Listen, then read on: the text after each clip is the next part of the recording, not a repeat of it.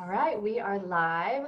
Welcome to another mouth breathing awareness day in the month of May, I guess. Today is May 23rd, so that means we're on the 23rd day of me interviewing really amazing MyoMentor graduates. So the whole goal that I had in doing this mouth breathing awareness campaign and interviewing other professionals is to share information and to get the story out. So I get to hear all these amazing stories from all the people that I work with, but I really feel like these stories need to be shared so that patients can hear them and hopefully connect the dots between their symptoms or their kids' symptoms through hearing these stories and hopefully get help. I mean, that's the whole idea, is to spread the message so that more people can get treated. So today I've got Felicia Morris here. She is a hygienist and myofunctional therapist from Mississippi, from Gulfport, Mississippi, where I've never been and I would love to go. I'm excited to hear your story, Felicia. So why don't you start off, tell us your background and how you kind of got into the field. So I am a dental hygienist. I've practiced that for several years, and really what got me into myofunctional therapy is just I started having pain in my left hand. Tendinitis is ultimately what it was. So I was concerned about my career, I mean, issues like that could definitely take a toll on your career and how long I would really be able to do it. So I was actually on Facebook one day in a hygiene group, and I saw a girl post about having carpal tunnel or something like that, and what other options people had, hygienists had to pursue. And someone posted about myofunctional therapy and added a link, and it was I believe it was RDH magazine. Cool. And an interview with Joy Moeller. So I read that and immediately started digging into it. She talked about her son. He had issues with I think textures, foods, ADD, I think, kind of thing, and it just started clicking, really. So I started looking into it and seeing that TMJ is it can help TMJ issues and everything. So I have tons of patients that have TMJ issues, so I really started wanting to get into that. And did you have TMJ issues yourself, or? I do. Okay. My jaw, it's bothered me for years and years. So I just thought, I'm just stressed or whatever. Well, that's what you're always told. Yeah. Stress, but come to find out, I've always been a mouth breather. So since I was a kid, always been a mouth breather. I have pictures that my mom took.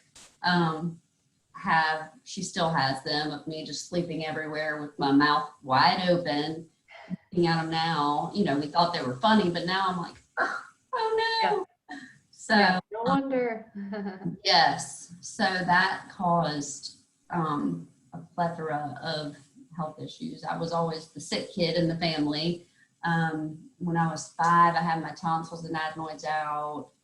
6, I had my appendix, gallbladder, all these things. I don't know if the appendix and the gallbladder would be, how that would tie into it, but it's your overall health that affects. So I can't help but think that it does, Inflammation, if you're not sleeping well, who knows? I don't know if there's direct links either, but I know that just the inflammation factor is so big. Absolutely. And we know that if you're mouth breathing, you're automatically more inflamed. So makes sense. Absolutely. Yeah. So all of these things, once I read into that, started reading into it, I noticed more about myself. So then I decided to take Sandy Colson's course in Colorado, in Denver. I took her intro and advanced courses, and my mind was blown. It was, awesome. My eyes were open. I went down the rabbit hole and I can't come back. So I saw so much in that class that reminded me of myself, but also so many of my friends' children A lot of my friends have kids, and they would tell me about these issues that they had with colic or reflux, Totally. Yeah. HD now, stuff like that. And it just, gosh, these poor kids, I just feel terrible for them. So I know. It sounds like that's kind of your area that you like to focus on is like working with the kids. I mean, yes, from what I can tell talking with you. yes, it really is. So many of these kids now, I don't think babies don't just cry just to cry. You know what I mean? They have a reason, right? They say they're high maintenance or difficult babies. Something's wrong. Something's hurting them. Something's bothering them. So, I mean, I had issues with nursing with my daughter as well. We saw a lactation consultant. And of course, I've seen so many of your other interviews with some of the other girls, and they've said mom's intuition. Yeah. They talked about that, and it's a real thing. I'm telling you, it's such a real thing. Yeah. I just You just know something's not right, and like you just want to keep taking your kid to go see more doctors. Like, no, it's fine, or it's all in your head, or yes. And I mean, of course, with my background, the first thing I did, well, first off, I took your MyoMentor class actually when I was pregnant with my daughters. Oh, that's right. So yes, so I was pregnant with her, and I'm going back over, refreshing everything in your course. I'm like, oh my gosh, once I had her. So I immediately look in her mouth. She's got a lip tie, upper lip tie. And I talked to pediatricians. I talked to lactation consultants, ENTs, and she's gaining weight.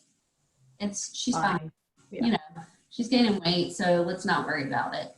Yeah. But then my milk supply just dropped drastically. Was that right about the 3-month mark? Close to it, yes. Yeah. 3 months. It just plummeted. And we had to stop our journey because my body wasn't producing, and come to find out it's because, her suck was wrong. Yeah. So unfortunately that's how that ended. But I know, and the moms always blame themselves. They're like, oh, it was my fault, I ran out of milk. But if the baby can't actually stimulate the milk, it won't. After that 3-month period, the hormones change, and now that natural letdown, it's not flowing like it used to be.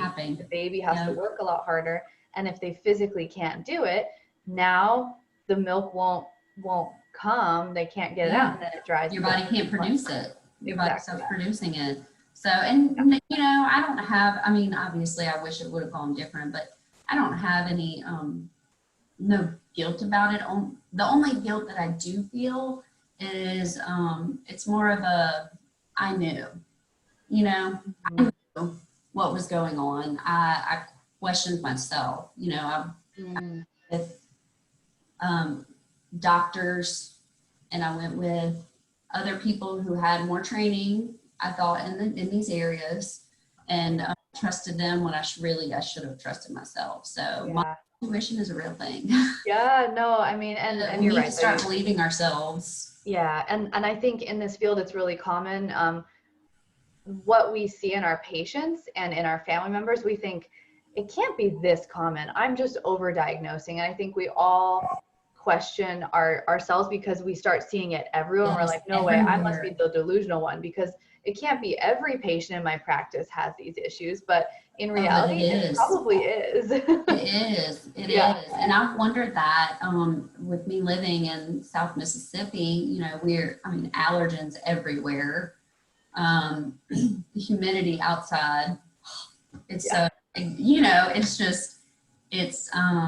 I've wondered if it's like this in other places where these allergens aren't everywhere, with as far as people having trouble with mouth breathing, and then children coming in with high voltage palates, all these things, just, I don't know, like they're not able to get the air the way that they're supposed to down here.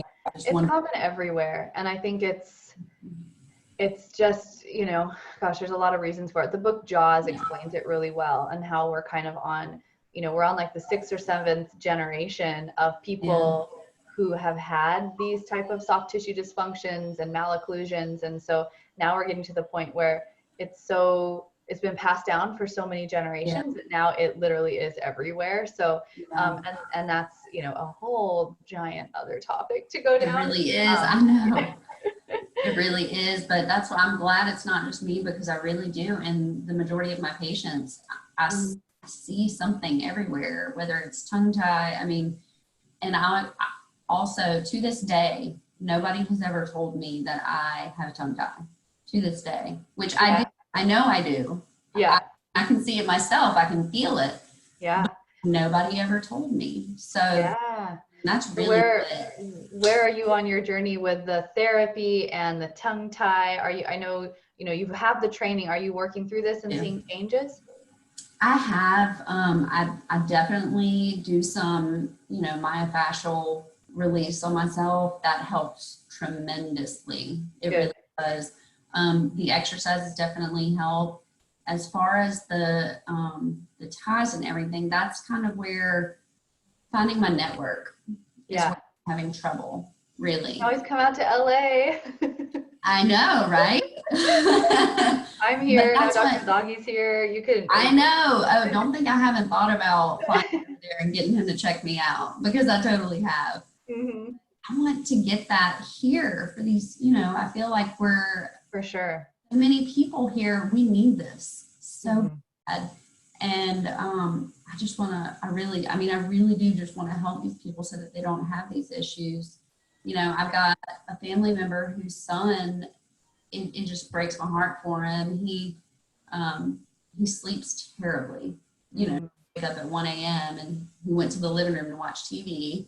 He grinds his teeth. He's super restless all night, and he's been diagnosed with ADHD and ODD, all these things. And I'm like, girl, we gotta work on them. We gotta. Yeah, it's gotta be breathing, airway related. Do you notice like mouth breathing, or do you see any of the other signs?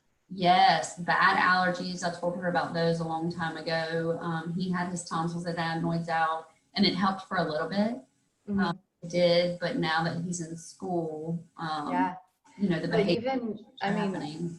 But he's just, his little brain is just so fried from not getting the sleep, I know. And I think it's important for parents to realize, like, just because you take out the tonsils and adenoids and you remove the obstruction, if they don't actually learn how to change their breathing and breathe through their nose, like it doesn't actually help. They will still mouth breathe. So yes, and that's why I feel like so many of these kids are being labeled.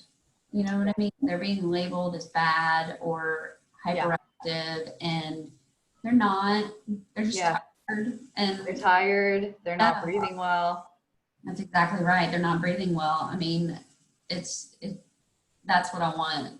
So I'm gonna get a group of people down here. We're gonna make a network, and it's gonna happen. Good.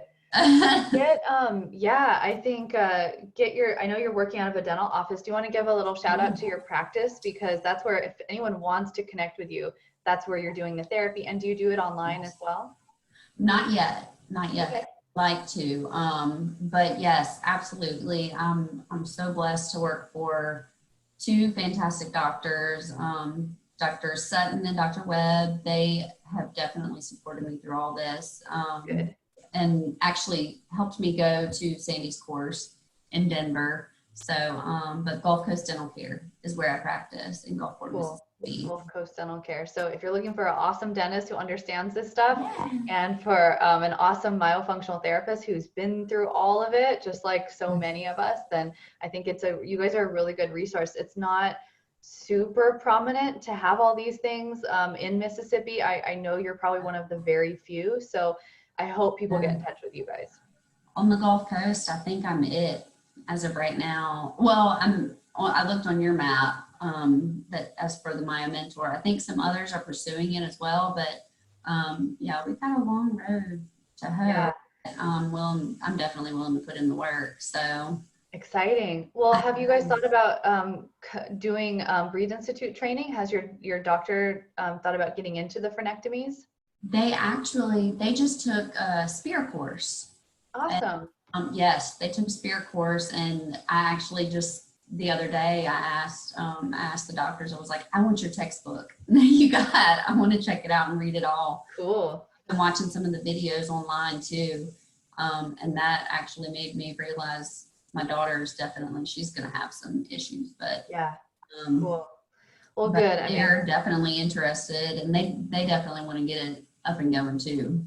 well, I So think that would be, I mean, if you can get like people seek out, like who's trained by Dr. yes, Zaghi, patients will seek that out. And I think it's a really good yes, way to, tongue tie is so kind of trendy that people might search for tongue tie and realize, wow, there's so much more to it.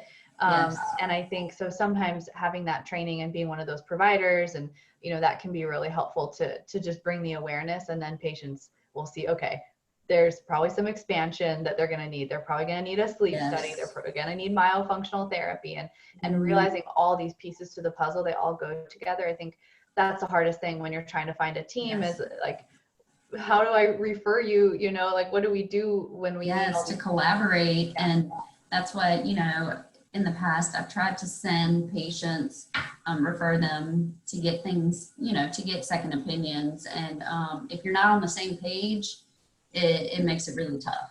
It For really sure. does. So I'm super pumped about getting all this Yeah, I'm figured excited. out. I love, seeing how the field is growing. There's people now in Mississippi doing this. I'm like really, I'm Yeah. excited that you want to do this interview too. So thanks for sharing your story. Is there anything else you want to add? Do you want to say where your daughter is now, or how things are going?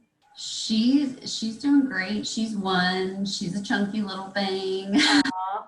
She's a 1 year old. She just started walking, but I can definitely tell, her palate is higher than it should be because we weren't able to nurse as long as I'd hoped. She's I didn't know until I watched one of the spear videos. Actually, one of the tells of having airway issues as a baby is them sleeping on their tummies with their little butt up in the air. Um, Mm, Definitely does that every night. That's her go-to spot to sleep because they're trying to open that airway. wow, interesting. I plan on investing in one of the baby Myo Munchies, Cool. and Yeah. trying that out on her whenever she gets to maybe about 18 months, Yeah. um, to Good. try and get her going with that because I can tell that she's already going to have some issues. Well, I mean, at least you know these things, and I think that's that whole awareness thing. Most parents don't have the access to information that we have, and so Yeah, I feel like if we can at least put videos out on YouTube that maybe someone will stumble across and watch, or maybe you can share with someone in your dental office, then now we can start to increase that awareness, and more parents can get the information. So absolutely. that's the Because like you goal. said, it really is everywhere. I Yeah. mean, it really is. There's so many people that need help. Oh my gosh, for sure. Props to you for the mouth breathing awareness month. Oh, thank you. I Great mean, I idea. feel like it's important. So yeah, It I really want to get the is. word out, and plus I really also want to highlight all of you guys. I mean, you guys are the reason that this information is out there. You're all going into your communities, talking with your patients, and so I feel like it allows me to create a ripple effect now where anyone who goes through my program is now taking For information sure. back and changing their own little worlds. So Absolutely. For yeah. sure.